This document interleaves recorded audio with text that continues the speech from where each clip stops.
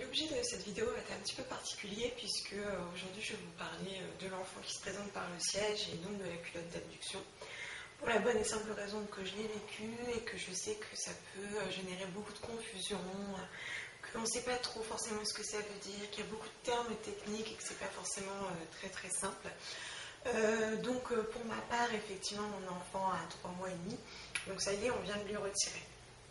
Donc c'est vrai que au début on est fatigué, on est un petit peu perdu, d'un seul coup on nous apprend que notre enfant va porter un harnais, on ne sait pas trop ce que ça veut dire, donc je vais juste apporter quelques éléments d'explication. Alors je ne suis pas pédiatre, je ne suis pas puéricultrice, je suis juste maman, donc je vais vous l'expliquer avec mes mots de maman, en espérant peut-être vous aider à mieux le vivre, à trouver des solutions, des petites astuces pour que ça se passe bien pour tout le monde. Donc déjà, effectivement, quand on vous l'annonce, vous êtes à la maternité, on vous envoie plein de mots un peu compliqués et on vous parle de culotte d'abduction. Alors pourquoi ? De ce que j'ai compris, en fait, quand l'enfant se présente par le siège, il passe plusieurs semaines dans une position qui ne va pas permettre un développement optimal de son corps et notamment de son squelette, au niveau osseux, etc. Donc ce que j'ai compris, lorsqu'il y a un siège décomplété, donc ça vous le verrez à la préparation à l'accouchement, en fait la jambe n'est pas forcément dans la position idéale pour la formation totale de la hanche et des rotules. Donc en fait le haut de la jambe, le fémur, rentre dans une cavité et en fait ce qui se passe c'est que comme ça ne s'est pas formé correctement, la hanche a tendance à se luxer. C'est-à-dire qu'en fait, elle sort de la cavité. Encore une fois, c'est de ce que j'ai compris. Il m'a fallu beaucoup de temps pour le comprendre. Et donc, ce qui se passe, c'est qu'il faut maintenant aider la hanche à finir de se former correctement pour ne pas gêner le développement de la marche. Parce que si la hanche a tendance à toujours se luxer, donc à sortir de sa cavité, lorsqu'il va vouloir marcher, on va pouvoir remarquer un décalage ou un déséquilibre, etc.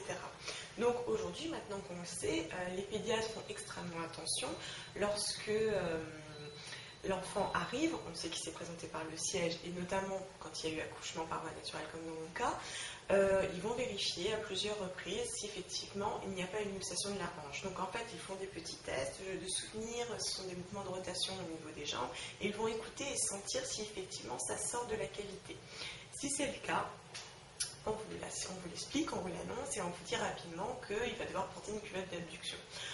Alors bon, vous n'en avez jamais entendu parler, vous vous dites ça y est, il va porter quelque chose, qu'est-ce que c'est, qu'est-ce qu'il a, et on commence à vous parler de cotyles, de hanches, de fémur, de rotules, alors que vous en êtes encore à essayer de prononcer abduction correctement. Donc voilà, déjà ça peut permettre de mieux comprendre ce qui en fait s'est passé.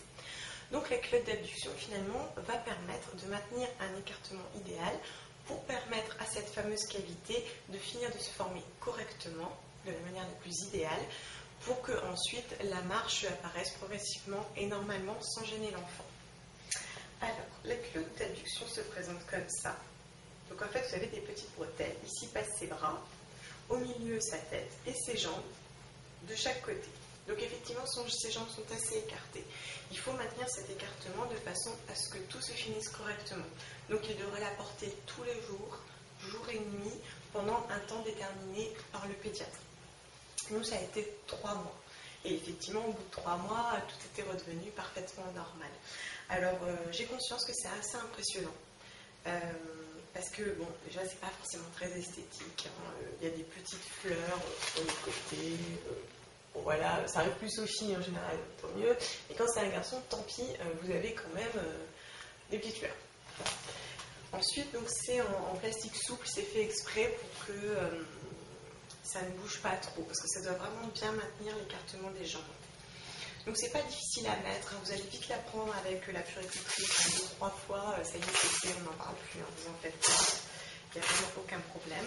Donc à l'intérieur, vous avez un petit coussinet semi-souple qui va permettre justement de maintenir l'écartement. Je ne pense pas que ça soit spécialement désagréable. En tout cas, mon enfant ne pleurait pas, il a des aisance à l'intérieur. Bon, alors quand on lui met, plus il va bouger, plus il va râler. Forcément, je pense que c'est pas très amusant. Mais globalement, ça va. En tout cas, nous, on l'a bien vécu. Hein, passer la maternité, on l'a accepté, on s'y adapte très facilement. Il n'y a aucun danger dessus. Et en fait, vous rabattez au-dessus la partie ventrale et hop, vous clipsez. Ça va très vite. Les scratchs, pareil, il n'y a vraiment aucun problème. Lorsqu'on va vous apprendre qu'il doit porter une culotte d'abduction, on va vous donner une liste de consignes. Alors, vous verrez, c'est notamment dans le change, pas le prendre par les pieds pour le changer, bien soulever sous les fesses, etc. Tout ça, c'est très simple, ça s'apprend très vite, il n'y a aucun problème. C'est des petits gestes du quotidien, mais ça devient assez vite automatique finalement. Et en plus, vous prenez conscience que votre rigueur sera payante. Si vous appliquez tous les jours systématiquement ce qu'on vous a demandé d'appliquer, vous aurez du résultat et rien que ça, c'est une grande motivation pour que votre petit loulou, votre petite choupinette aille bien. Mais dans ces consignes, vous aurez aussi des consignes vestimentaires.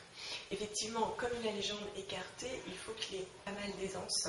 Et donc, vous allez vous apercevoir que tous ces petits jeans que vous avez achetés super mignons et tout ça, ça va pas être possible.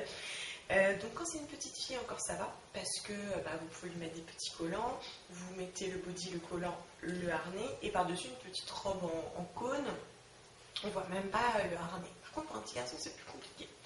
Donc forcément on s'est rué dans les magasins, donc j'ai profité de l'aide de ma famille heureusement.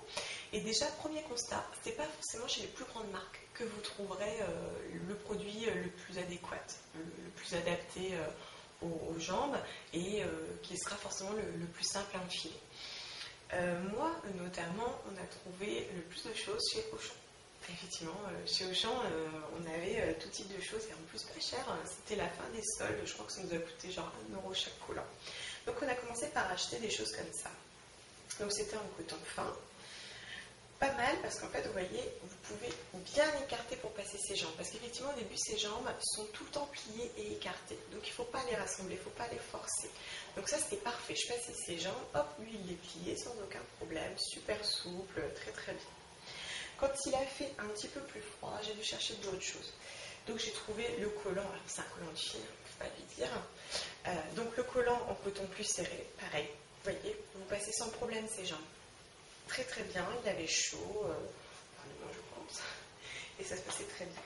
J'ai également trouvé des mailles plus grosses, pareil, on passe sans problème, donc n'hésitez pas à maltraiter le vêtement lorsque vous l'achetez, parce que si c'est trop serré, c'est pas la peine, ça va être compliqué à enfiler, vous allez avoir peur de lui faire mal, si ça rassemble ses jambes, ça va pas être très agréable, donc n'hésitez pas. J'ai également trouvé chez H&M, pareil.